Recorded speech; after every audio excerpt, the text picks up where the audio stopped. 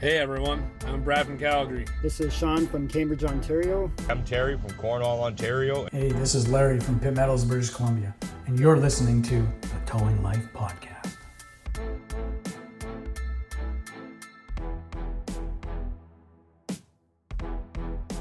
Welcome to the Towing Life Podcast, where the ditches are deep, the trucks are loaded, but the drivers are not.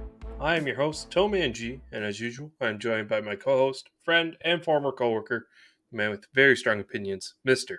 Plain Guy. What is going on, G? What is going on? Oh, well, my Wi-Fi has been tremendous, and we've been delayed a little bit of recording this episode, and it's late already, so hopefully, fingers crossed, everything works out. Absolutely. The way this is going, it should be the Towing Life podcast where the internet is weak, the coffee is strong, and we don't know if we'll make it through or not. So, as G said, welcome back to another episode 135. I say it. I know I say it a lot, but it amazes me to say that number out loud every week and realize how far we've come from episode 1, episode 2, episode 3, and so on and so forth. And we couldn't do it without Do you all think 135 episodes in, we deserve a little break? we will get to that. I think it is well deserved. But no, every episode is impossible without the support of everyone who listens, comments over on the YouTube side, all that good stuff. So we do appreciate you coming week in, week out and joining us. You are the reason that we continue to keep this episode or this show going. So before we get into it, it is a good time to mention, how can you get a hold of us? It is easy. You can head over to towinglife.ca. Don't forget to check out the merchandise store while you're over there. I've seen some recent orders. Actually, I've been tracking it a little bit, and it comes in spurts and some shows or some shirts, some sweaters. We're really getting out of the sweater season, starting to come into more of the tank tops and the t-shirts. So we do have a good selection on that. So don't be sure to check it out, towinglife.ca. You can email us directly at thetowinglife@gmail.com. So thetowinglife@gmail.com. Or visiting us over on Facebook at the Towing Life Podcast. I'm trying not to yawn as G does it on screen right now.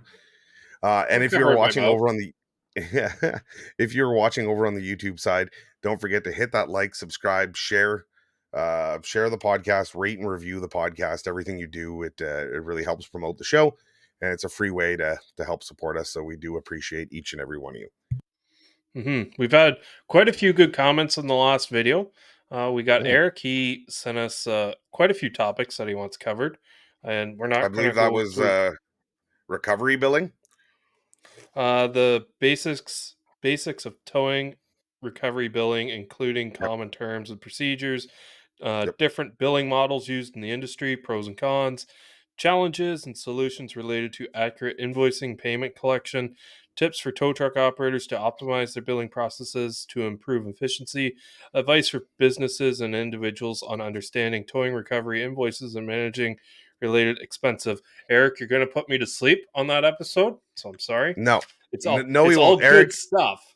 It's all good Eric, stuff. What I recommend, we will try and put an episode together where we do discuss that, and we'll bring in people that are much more familiar and much more well versed in that than G and I. I don't think G's ever written an invoice in his life. And when we're getting into big, heavy recovery invoices, I am limited. I have done some, and I've continued to do more and more. But I would rather bring people in that are much smarter than us when it comes to those things. But what I recommend to you, Eric, if you get the opportunity, head down to some of the bigger tow shows. They normally offer a course on billing and straight up recovery billing and maximizing your billing and kind of all the topics that you reached out about. If I remember right, the course is probably about $500 for the weekend. And I get it adds up real quick, but if done properly, will absolutely, be worth it in the long run to you. So much so that I know my owner has gone for the course multiple times just as a refresher and everything, just to keep up on new changes and new ideas and new billing practices that are going on within the towing industry. So that's probably one of your spots. A lot of those American Towman shows, especially, will have a course of that sorts at it. So, but why spend $500 at a course when you're at a tow show to have fun when you could just ask a couple of fellas on the internet and we give you your half-cocked remarks. Speaking of half-cocked remarks, Joe started complaining about his voice to text in the comment sections. Says the company that I work for services a town of 60 to 70,000 people with a total of 11 drivers, 8 on weekdays, 3 on weekends. That's pretty good to service 60 to 70,000 people. They Yeah, do for hauls sure. over 200 miles. We've been doing driver logbooks for probably 13 years in California. If we go over 100 miles, and I was told by our highway patrol at weigh station, we have to fill out 1 day in advance and the day of the haul plus the day after. We have been going through weigh stations for a lot of years here in California, and as far as I know, if you have a weight sticker on your truck, you are going through the scales. Yeah, of course. So again, that's something that varies from state to state and Mm-hmm. country to country. So Joe, we don't have our weights on our trucks. No. We just go by off our doorpost. We don't have our registered weight labeled outside of our trucks. I believe that is an American thing. Mm-hmm. And for example, in Ontario, you are required to, if you are hauling freight and you are hauling on a logbook, which would be outside of 100 miles from your home base, which is what you're referring to there, 160 kilometers here in Canada, Mm-hmm. you are required your previous 14 days. Mm-hmm. So that is why towing companies have had a hard time. It's not just like, I kind of like that setup. You need your day before and your day after kind of thing. And that way it's just to be able to show that you weren't running for 3 days straight. You have to show a rest period in there. Mm-hmm. But again, that is something that varies state to state, province to province, country to country. So just be sure to be educated on it. But I kind of like the way, I can't believe I'm saying this, but I like the way California is doing things when it comes to logs for tow trucks. And as for the weight scales, yes, we just now have to enter them. Yep. Previously, in a lot of provinces, and a lot of people were shocked when that statement came out from Ontario towers, saying that we are now required to go into scales because they've been required for a long time to Mm-hmm. enter weigh stations. We always use it as good practice. I mean, we have nothing to hide, but yeah, that is one thing we were a little behind on. Well, that's one thing that the towing industry has always lacked on is when you get into it, or when I got into it, it was just, yep, we don't have to follow the hours of service. Okay, Mm, cool. It was just a blanket statement. Didn't have yep. any idea about logbooks or anything like that, but it's good and bad. I could see, like, I've worked for 36, 40 some hours straight without sleep, Mhm. and yeah, it's you do get fatigued and you do a worse job 40 hours in without sleep than you would half an hour into your shift with a full night's rest. Yeah, but we're Um, not. That's not what they're looking at. They're looking at, your standard day in Canada is you're allowed. Hold on, let me correct this here. 14 hours driving, 16 hours on duty. hmm, 10, 12 hours. Yeah, I believe it's 14 hours driving, 16 hours on duty. When you're talking to, like, again, 40 hours is you're gonna get fatigued no matter what. hmm, But yes, we're talking about though straight driving, highway driving. That's what a lot of the scale yeah, house, that's what a lot of the freight stuff comes in. When I did that Michigan run, I can tell hmm, you after 8 hours, I needed to stop for 30 minutes. I needed that. hmm, So yes, the hours of service is something to play within. My biggest concern that we recently found out during a random inspection down in Quebec, and it's something we're looking more into, and anyone with information, if they want to share it, by all means, is that I am apparently, which kind of makes sense, supposed to log my hours in the office hmm, against my hours of service. really? In theory, you are on duty. Although not Yeah. driving, you are still on duty hours that are being burnt. Now, I'm a little torn on that. I can understand the reasoning behind it, So would but that in mean an a industry, driver who comes back to the office for, let's say, a lunch, or it's a slow time, so he's just going to sweep the shop and hang out, play on his phone for 30 minutes, he still has to be on duty as well? well, you need, like, there is 30-minute breaks that you can take off duty, but yes, if he is going Yeah. to be there sweeping floors and doing work, then in turn he should be on duty. Um, Hmm. in Ontario, that still doesn't affect us very much because short of hauling freight, you're still exempt from the hours of service. Hmm. Us being a border town with Quebec and with the United Hmm. States is a bigger issue because when we cross over there, it affects our logs in that time, and that's what it was. It wasn't a somewhere in Ontario that told us that. It was in Quebec, where Hmm. we are required to have the logbook outside of the 160. And they were adamant about your hours in the office need to be logged.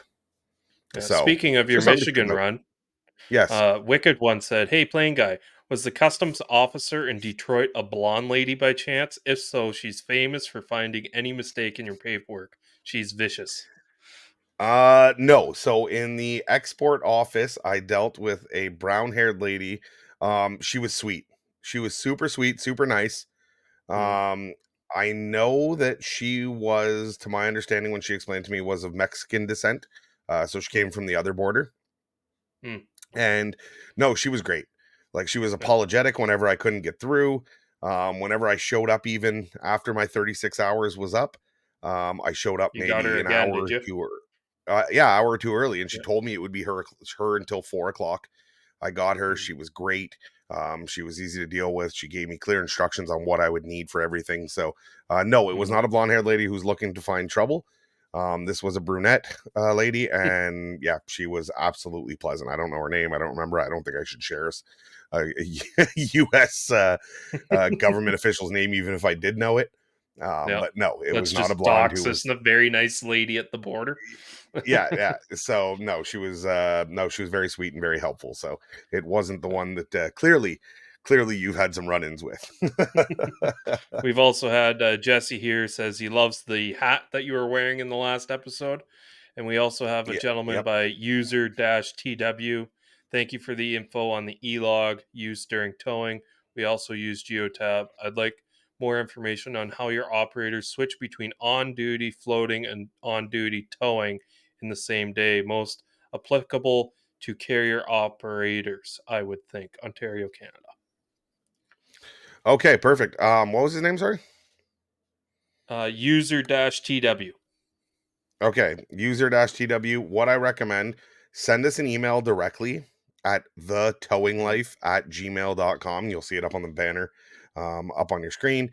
It's constantly at the beginning of every episode. You can find it. So thetowinglife@gmail.com. Send me an I'm email also directly. replying to his comment too.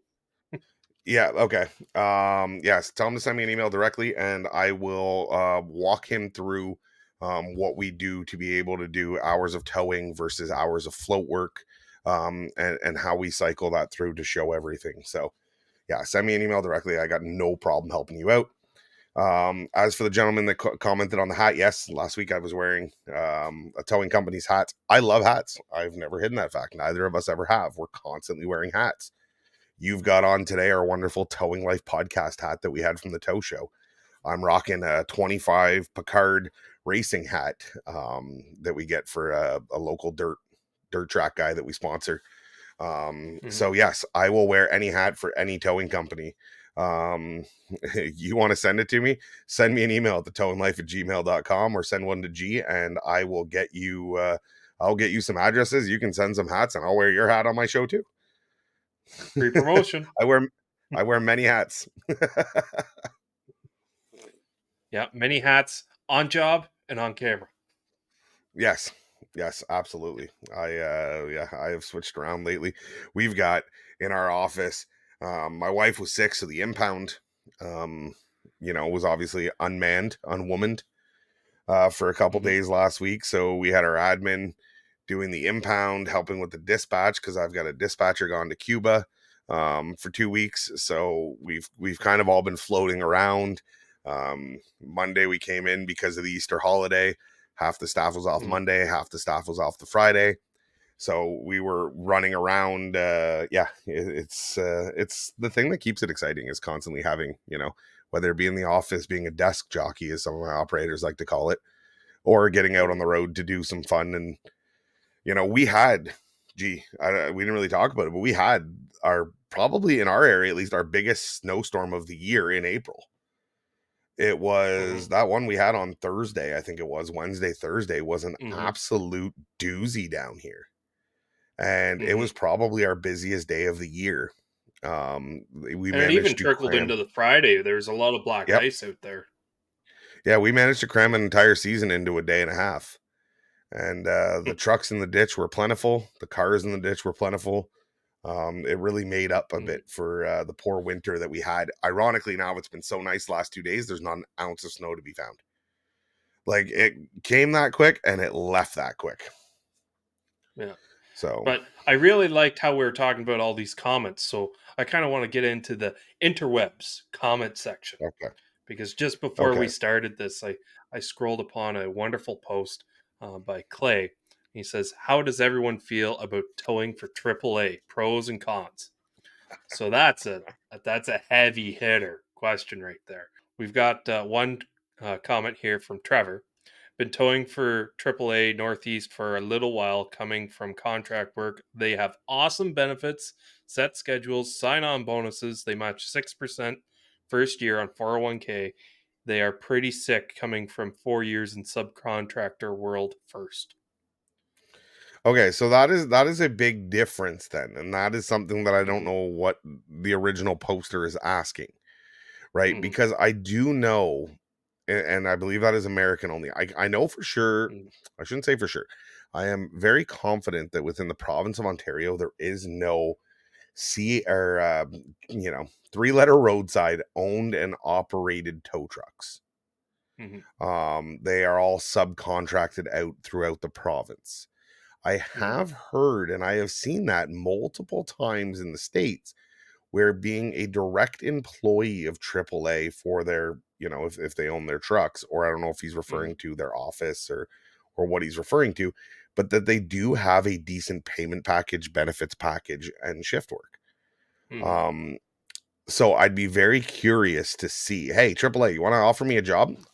I will Mm-hmm. sign a non-disclosure and immediately break it on this show to discuss exactly what it is that you offer these operators. But if he's talking about being employed directly for AAA, I have nothing to report Yeah. on it.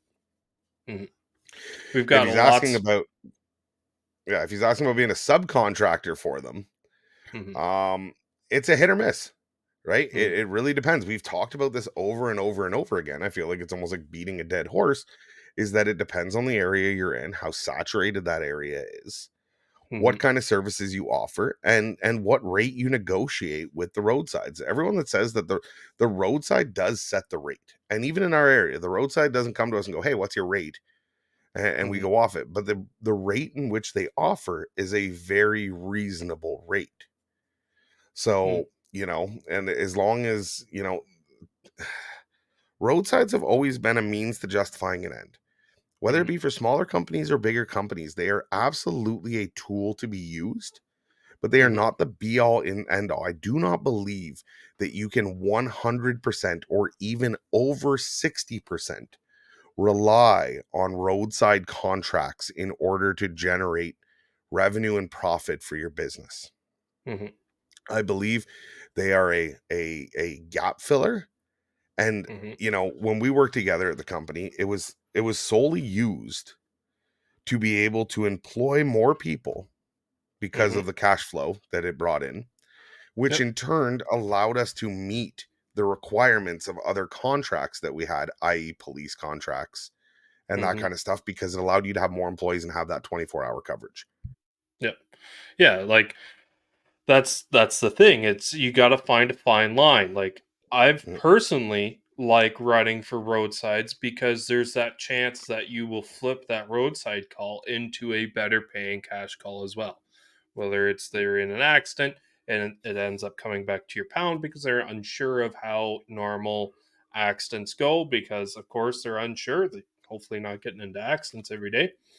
Or just you're out in Timbuktu and hey, this roadside sees that you're out there and I've got a call going back remotely close to your area, do you want it, type thing. And yeah, the pay not be great, but you're getting paid on the way back that you would just be running deadhead anyways. So mm, like mm, it is good filler, and like you were saying, it's okay, you might have enough work as it sits for two, maybe three employees in your town. You pick up this roadside contract, and most drivers out there, I want to say probably over 50% of them easily have some sort of roadside, whether that's through their new financed car, whether that's the big 3-letter roadsides, or through their yep. credit card, whatever.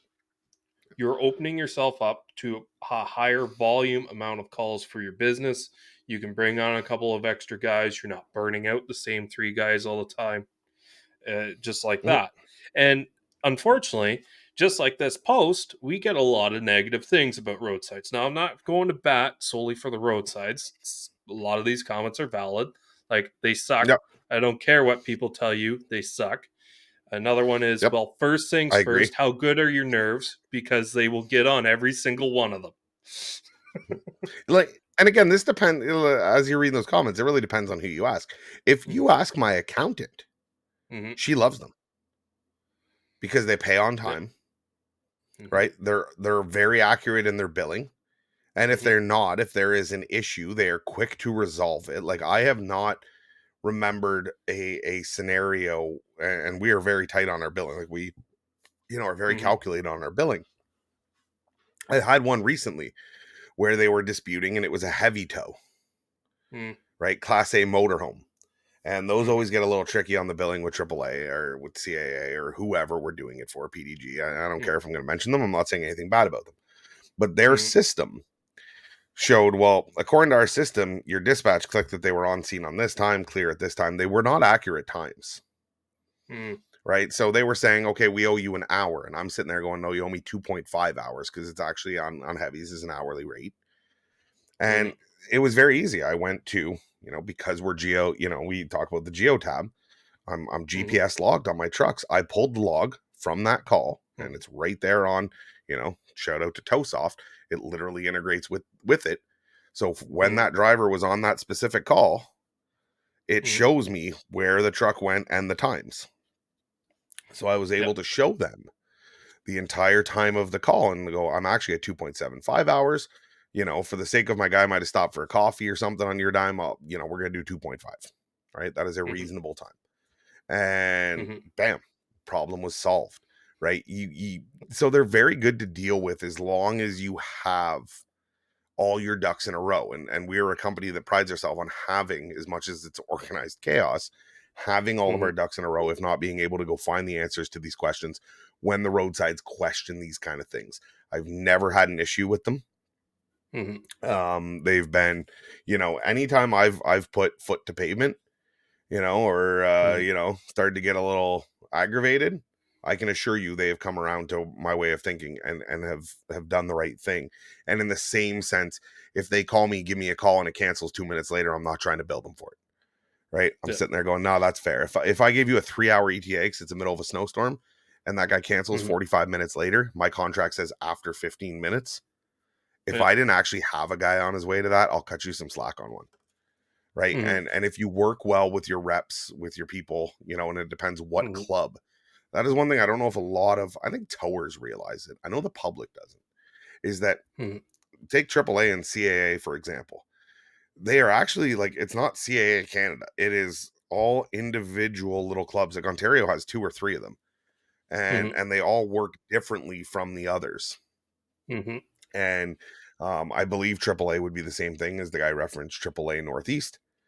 Mm-hmm. So they have a little bit, so it depends who you have in your corner within your region. And I'm sure there's bad regions that you don't want to deal with. Personally, I hated Mm-hmm. dealing with the region when we worked together. I Yeah. love the region that I'm in now. Right? It's just a Well, that's different just the mentality thing. among the club. Like, if you think about it, there's been a very heavy sediment towards insurance companies as a whole, right? It's always seems to Yeah, be they a fight. suck too. But yeah, it's us versus them. So you're Mhm, not going to cut them any sort of slack, the insurance companies. mhm, However, roadsides, you kind of need to have a working relationship with the roadside, at least the dispatchers, your rep, because if you have the same mentality as you do to insurance companies to roadsides, which a lot of people do because they're just, oh, screw it, it's not paid enough, it's not worth the mhm, bullshit. I need to get paid, and you're always coming to them with that attitude. They're people too. Yes, they have jobs to do and different quotas, whatever. But if you treat them fairly and with respect, they're more likely to bend a rule for you here and there or give you that extra inch instead of the mhm. mile or whatever the case may be. like I've had a situation fairly similar to yours. It was a heavy call, getting paid hourly, and it's from port Mhm, to port. I get out mhm. there, I pick up the vehicle, and they said, well, since the current member only has this amount of package, you have to travel 200 kilometers, stop your clock, bill the member uh, kilometer wise for the remainder portion, but then you got to do it two ways back, and then once you get to the point of the where you went over your 200 kilometers in the first place, then you can go back on our hourly to back to your port. Yeah, And I've it's done that like before. that's It's not just, that complicated. It's not that complicated. yeah, I guess, It but it it just, the customer was confused as all hell when I said, okay, well, it's, let's say it's 300 kilometers and you're covered for 250 kilometers, right? The mhm. tow. Then I say, okay, well, you owe me for 100 kilometers. And they couldn't understand the fact that I was charging them both ways. And they're You like, don't have to well, charge them both ways. Just charge them one way, double mileage, I double the rate. No, it's true. So we do that. We do that very same thing where when we do like a Class A motorhome, Mhm, right? They're covered for 160 kilometers, but we bill hourly. Figure that mhm, one out, right? So yeah, if it's over the 160, it's not hard. I go on mhm, Google Maps and I mhm, see where the 160 mark is, right? Because mhm, you can, if you actually like hover your mouse along the route, it'll give you mhm, what the mileage is so far on that trip. I hit the 160-kilometer mark. Perfect. mhm, Okay. I then look at when my truck left or what time he mhm, got to that mark, and I just charge travel time back. mhm, Then the customer just pays, whether it be hourly after that to do a round mhm, trip back to that point, or if mhm, it's kilometer based from that point to his drop, double the mileage up and charge him, instead of telling the guy you're charging him $4 a kilometer each way, just mhm. tell me you're charging him $8 a kilometer Yeah, one way. Same thing. yeah, It's it's like a lot of things. Once when you the problem is you only do it, and I don't know any company that'll tell me they run a truck nonstop all day for AAA heavies. Doesn't mhm, happen, right? no, So the problem is it's something that you only do periodically, maybe once every yeah, 2-3 weeks, once a month, once every 6 months. no, I know us for heavies, maybe every 3 months we're doing one. no. So I mean, we It even have picks the up in fight the where summertime with the RVs and everything. a little bit more, yes, but Yeah. we have the fight whenever the time comes with our roadsides because again, they're Mhm, in the same boat. They're not doing it every day. mhm, 97% of their call volume mhm, is disabled motor vehicles, not Class A RVs. And, yeah, so when you try and explain to them that it took an hour to load or an hour and a half to load this Class A tandem axle pusher onto my low boy, and they mhm, go, well, why did it take an hour and a half to load? yeah, And then you send them a picture and they go, oh, okay, that makes sense. Yeah, exactly. yeah, Because this $750,000, bus, I'm not mhm, going to try and load in 15 minutes with no help or anything. It's going to be a little bit slower process. yeah. So again, But they've but also been but the really main good thing, too. Like I've had situations where in my own area they say, "We've got this heavy call, can you go out and assess it?" Okay, cool. They're paying me heavy rates to go out and assess this bus. I show up in my little 5500 Ram to this diesel pusher bus motorhome that's sunk down into the grass and no air in it. And then the guy's like, "Well, you're not going to tow that." I was like, "No, correct. I'm not, but the roadside wants me to take pictures, make sure all the ducks are in a row, make sure there's like ownership and insurance. And since I'm here, I can maybe also arrange an unattended tow for you, right? You yeah, show me all your documents, we could get it set up because this is something that needs a specialty piece of equipment to show up and tow. This is something that we Y- might have to schedule, right? you ever show up at one of my calls for a Class A like diesel pusher and you set up an Mhm. unattended tow, and I will assure you that I am not towing it. If you think I'm Well, gonna do a no air pusher on my low boy without a customer there watching and giving the ability to blame me for everything, get out of town. well, it's more so like, okay, you I go know what you back to mean. the roadside. What's your rough ETA? Where's this piece of equipment that we need for this job? Do you have any idea? Okay. Well, now you got to set that up with the customer. You don't need to have the customer waiting here for 10 hours and you don't even Yeah. have a truck selected yet to that can do this call, Yeah, but I right? mean So at that least is the have, roadside. issue too, though. But if they're going to pay you Yeah, for it, then by all yeah, means, they're take it paying and me run. hourly. Exactly. Yeah. And they want me to stay there for an hour to take pictures and be a liaison between the member and them, which they could easily call the member themselves. I'll take the whatever it is an hour just to sit there and twiddle my I thumbs know and you look could important. discuss it now because you're not contracted with them anymore. What was that hourly rate for heavies? Do you remember? It was 175 or 185 an hour. Okay, yeah.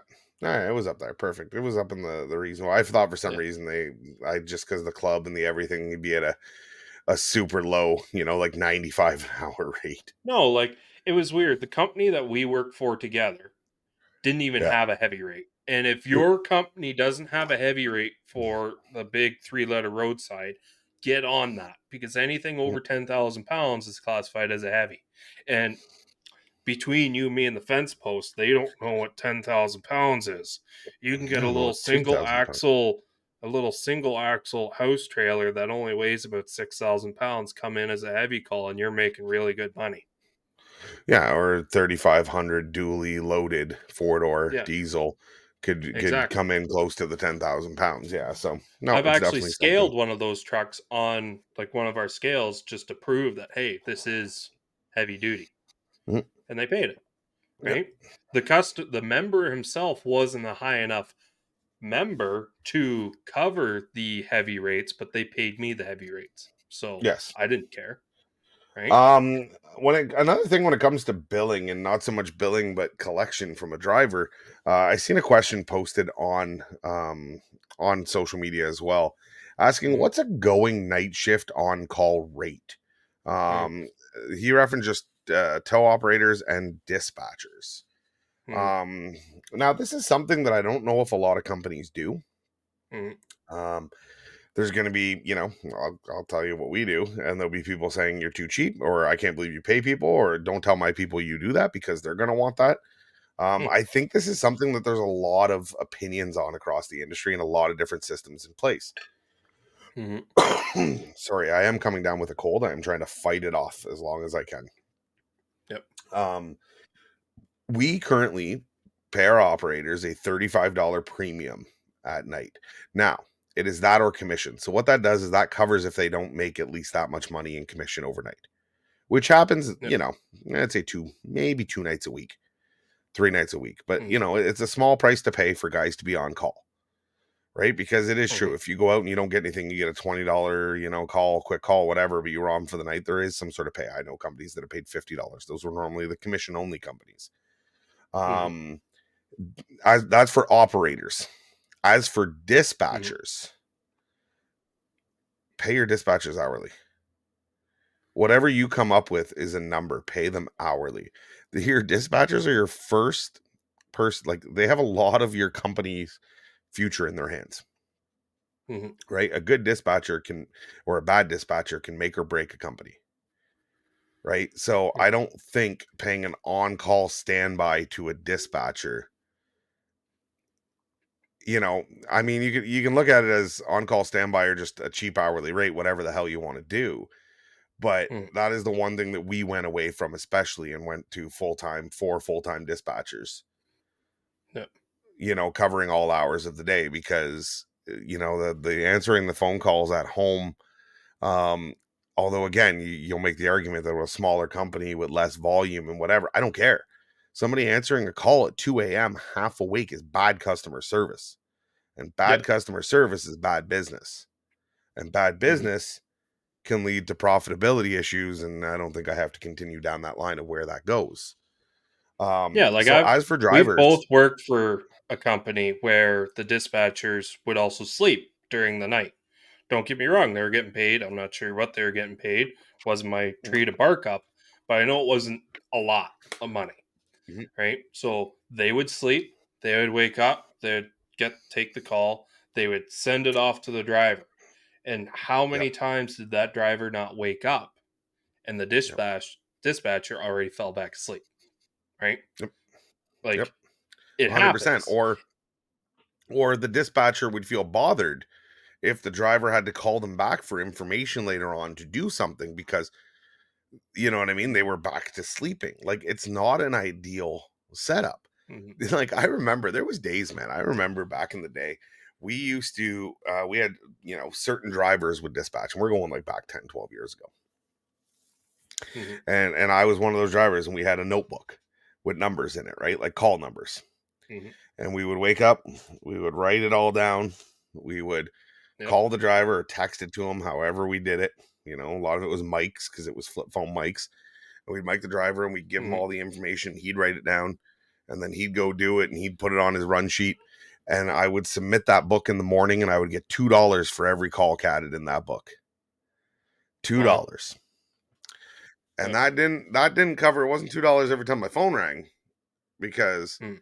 how many times did you get a call? Hey, do you, either we couldn't do it or they were looking for an update or price Mhm. shopping at 2:00 in the morning, whatever it was, right? But it was $2 every call you put in that book. Back in Mhm. the day of cash, I remember that. Again, CRA come after me. It's over 10 years ago. Mm. And you would, you know what I mean? So you'd end up maybe at a week, if you did a couple nights, you'd end up with $40 cash at the end of the week for doing this Yep. dispatching. And the reality of it was, it wasn't the most practical. If you wanted to be a full-fledged, I don't want to say legitimate company, because there's a lot of legitimate companies that do it different ways than that. But Mhm. if you want to be, just like any other business, have a 24-hour in-office dispatch. Like how we do it now is I have, when we're regular and nobody's on holidays, I have a Mhm. 6 to 2:30 dispatch in the office. Then I have Mhm. a 2:30 to 11 o'clock at night in the office. Mhm. 11 o'clock at night until 6 a.m. I have a dispatcher at home, not a call center, not a call service, a dispatcher at home working from a PC, something that I've done at nights if need be, answering the Mhm. phones through their computer. Everything is set up. They're a full dispatcher, right? So Mhm. 24-hour in office, but 7 of those hours I've got an at-home worker because I don't need somebody in the office No. those nights, right? I need somebody in the office during regular business hours for sure. You cannot be working from home at 9 o'clock in the morning. Exactly. You need Exactly. them there. You And need them. that helps you too because hey, they're at home, so they aren't so likely to bitch and moan about payment because they're not burning fuel. Their overhead's lower. Mhm, You're not having mhm, someone coming into the office having electricity on. You have to worry about the security of the office in case someone tries mhm. to get in to access their car late at night and you've got someone there. Like it's just a lot easier if they are working remotely. And fortunately, we Yeah, do have that ability now. 100%. I don't, I know that there's not enough work right now in the system that we've built to keep them, going at it all night. I don't mind. You want Hmm. to, heck, I've done it. I got Netflix going on one screen and I'm working Hmm. on some project, you know what I mean? Whether I'm doing reports or whatever it is on the other screen. Now, our dispatchers wouldn't be running reports in that Hmm. sense, but you're working on whatever project. When the phone rings, bam, you answer it and you take the information, you get the driver going, you get back to your little Hmm. project, you keep going. Like it's something that they can do. And my nighttime, they seem to like it. Yeah. And that's I know I've probably caught them sleeping once or twice before. Um, Hmm. it's a hard thing to train out, especially when they're working from home. There is no way to supervise that, right? I'm not Yep. going to tell them to leave a webcam on so I can check in at any Hmm. time like I could in my offices. Yeah. So yeah, it's a little bit tougher on that side, but no, I believe dispatch should be paid. You should have an hourly rate for your dispatchers nonstop, whether that varies between dispatcher to dispatcher or shift to Hmm. shift. That's completely up to you. As for driver, I think anywhere, I don't know on the American side with the conversion, I would say anywhere from $35 to $50, depending what their pay structure is. Hmm. Like now, okay. So here's a question: we're talking about companies that have lower call volumes, like you're saying. Mm, What about the drivers who dispatch the nights as well? Right. Like So the nights I've that they been in work, that I hate situation. that idea. Yeah. Then I know it's not the greatest of idea because you get a call. The call is not that far away from your house. You've been busy all night. You take the call, and there's another driver. He hasn't done anything all night, but it's close to you. Are you going to get up and do it and screw up the next day, or are you going to try to get a couple of hours sleep and let the other guy do it? Well, you're already awake. You're not an asshole. You're probably just going to go do it because it's close. And in your head, you're like, well, it makes sense for the company too because it's less fuel, less yada, yada, yada. okay, what is that guy making? Is he getting a couple of extra percent added onto his commission if he's a commission-based driver? Or, well, Well, okay, like, so sorry, I misunderstood the question here. You're talking mhm, about a driver who is dispatching at night and also driving, or is yeah, like, okay, yeah, so if you're dispatching, you shouldn't be driving. If you're driving, you shouldn't be dispatching. That's my kind of views on it. And mhm, not be, even as a backup scenario, and I'm sure it happens. And again, smaller mhm, companies, whatever. If you were the primary guy answering the phones and doing the calls, I know this is how the towing industry ran for many, many, many, many, many years. mhm, In my opinion, if you can afford not to, if the business is set up in a way, is a decent sized business that you cannot, two people should always know where your driver is, the driver and the dispatcher. And mhm, that's a safety thing, right? That is just a risk of the job kind of thing, no matter what kind of business you're in, whether it be repos, mhm, whether it be roadsides, whether it be police contracts, whether it be just retail tows. From a mhm, safety side, two people should always know where they are, the driver and the dispatcher. And as for that one, yeah, like other drivers dispatching other drivers, I mean, if you want to create a power struggle, the hell within your company, that is a mm, good way to do it, yeah, because you know it. You know it mhm, 100%. When you have somebody that's going to go out and do calls and can personally gain from doing maybe gravy calls or whatever, they're going to do it. yeah, 90% of people are going to do that. yeah. Even if they say, "Oh, well, I'm giving you the gravy work," 9 times out of 10, they're probably going to just, "Oh, well, I'll just do this one because whatever, my truck's a little bit more capable or whatever." No, that's And it's that's in nothing the against. ideal world. In the ideal Yeah, world, they'll only do it because it makes sense for the company. In the real world, a lot of yeah, guys will do it because it makes sense to benefit them. yeah. And I'm not saying And all it create guys do that by any no, means. no, Like, no. I'm sure the other drivers under them are still gonna make okay money and get the gravy calls every once in a while. But Mm, at what point do you start and stand back and start questioning? Because once you start questioning, that's when things can go downhill for that driver too. 100%. It's a Yeah. trip down the rabbit hole once you start questioning your pay Mhm. and who's And doing your what and who's dispatcher. paying for what. Yeah. Yeah, 100%. Oh yeah, yeah. If drivers lose faith in the dispatcher, it's a tough time. I've been through it. I've fought through it with some. Heck, I've even had my own moments of it. Mhm. So whenever that happens, it is definitely tough. You got to have faith in your dispatchers, because you got to have faith in everybody. Mhm. You need to trust the guy working next to you, guy, girl working next to you. You need to trust those in the office. You need to trust those doing accounting. You need to have trust. If you don't have trust, Mhm. it's going to create a very sour work atmosphere. Um, Mhm. so that being said, we are starting to run out of time. I know you said, all these episodes that we've done, I think it's time that we deserve a break. Um, and it is something we're going to be doing. Don't worry, we are not breaking up.